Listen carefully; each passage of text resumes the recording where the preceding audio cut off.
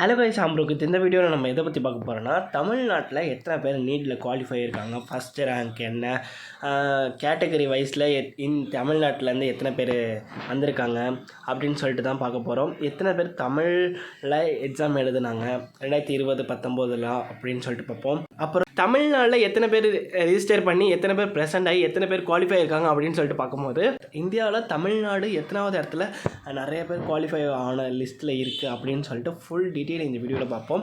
வேறு ஏதாச்சும் டவுட் இருந்துச்சுன்னா கீழே கமெண்ட் பாக்ஸில் சொல்லுங்கள்.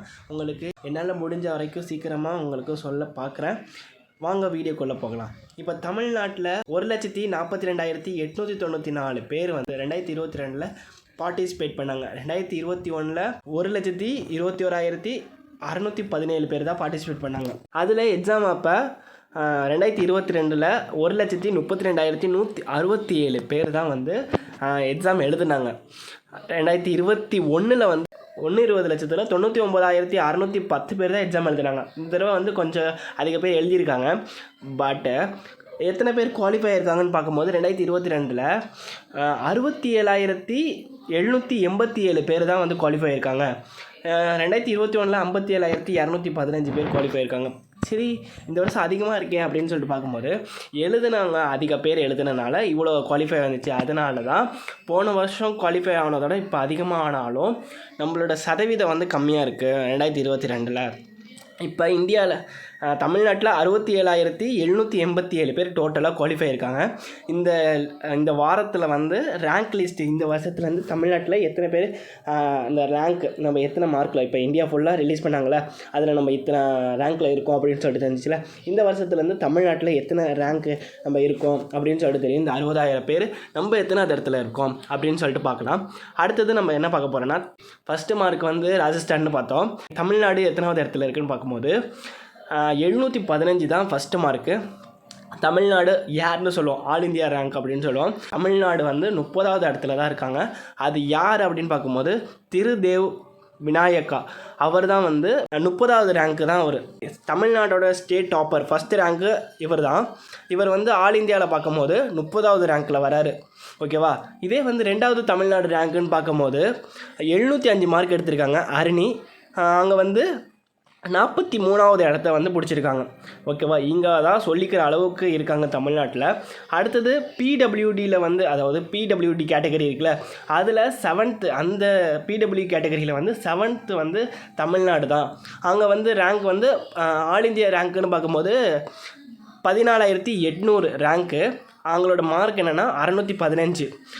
சுப்பிரமணியன் அங்கே தான் தமிழ்நாடை ரெப்ரசன்ட் பண்ணி ஆல் இந்தியா ரேங்க்கில் பிடபிள்யூடியில் 7th பொசிஷனை பிடிக்கிறாங்க. ஸ்கெடியூல் கேஸ்ட் லிஸ்ட்டில் டாப்பர் பார்க்கும்போது 2022 5th பிளேஸை பிடிச்சிருக்காங்க. பிரதாப் பிடிச்சிருக்காங்க. அங்கே ஆல் இந்தியா ரேங்க்குன்னு பார்க்கும்போது 434வது ரேங்க்கு. எவ்வளோ மார்க்குனா 686 மார்க் எடுத்திருக்காங்க. எஸ்சியில் டாப்பராக பார்க்கும்போது இங்கே தான் 5th பிளேஸ் பிடிச்சிருக்காங்க ஆல் இந்தியா ரேங்கிங்கில். இதே ஸ்டேட் டாப்பர்னு பார்க்கும்போது இந்தியாவில் பார்க்கும்போது ஸ்டேட் டாப்பர் திருதேவ் இருக்காங்களா, அங்கே 13வது இடத்த பிடிச்சிருக்காங்க இந்தியா அளவில் ஸ்டேட் டாப்பரில் பார்க்கும்போது. இப்போ நம்ம தமிழில் எத்தனை பேர் எழுதியிருக்காங்க அப்படின்னு சொல்லிட்டு பார்க்கும்போது இந்த வருஷம் 31,965 பேர் எழுதியிருக்காங்க. எத்தனை பேர் பாஸ் ஆகிருக்காங்கன்னு தெரியல, அடுத்த வீடியோவில் சொல்கிறேன். 2021 19,868, 2020 17,101, 2019 1,017. இந்த தடவை அதிகமாக கூடியிருக்கு. இது ஒரு நல்ல விஷயம் அப்படின்னு சொல்லிட்டு சொல்லலாம். இப்போ தமிழ்நாடு எத்தனாவது இடத்த பிடிச்சிருக்கு அப்படின்னு பார்க்கும்போது குவாலிஃபை இருக்க லிஸ்ட்டை பார்க்கும்போது 32வது இடத்த தமிழ்நாடு பிடிச்சிருக்கு. இது ரொம்ப மோசமான பிளேஸ் அப்படின்னு சொல்லிட்டு சொல்லலாம். ஏன்னா தமிழ்நாடு பார்க்கும்போது நம்ம டாப் 10ல் வரும்னு பார்ப்போம். ஆனால் இப்போதைக்கு டாப் 10ல் வரவே இல்லை. தமிழ்நாடு 32வது கடைசியில் தான் இருக்குது தமிழ்நாடு அப்படின்னு வருத்தமான ஒரு செய்தி அப்படின்னு சொல்லிட்டு சொல்லலாம். நீட் ஆல் இந்தியா ரேங்கிங்கில் மெயில் கேட்டகரியில் திருதேவ் எத்தனாவது இடத்த பிடிக்கிறாருன்னா 18வது இடத்த பிடிக்கிறாரு. இதே ஃபீமேல் கேட்டகரியில் 16வது இடத்த பிடிக்கிறாங்க ஆல் இந்தியா ரேங்கிங்கில் அருணி. இப்போ ஓபிசி கேட்டகரியில் நம்ம தமிழ்நாடு ஆல் இந்தியாவில் பார்க்கும்போது யார் இருக்கா அப்படின்னு பார்க்கும்போது இந்த ஃபஸ்ட் ரேங்க் எடுத்த தமிழ்நாட்டோட திருதேவ் தான் ஓபிசியில் சென்ட்ரல் லிஸ்ட்டில் 4th பிளேஸை பிடிச்சிருக்காரு.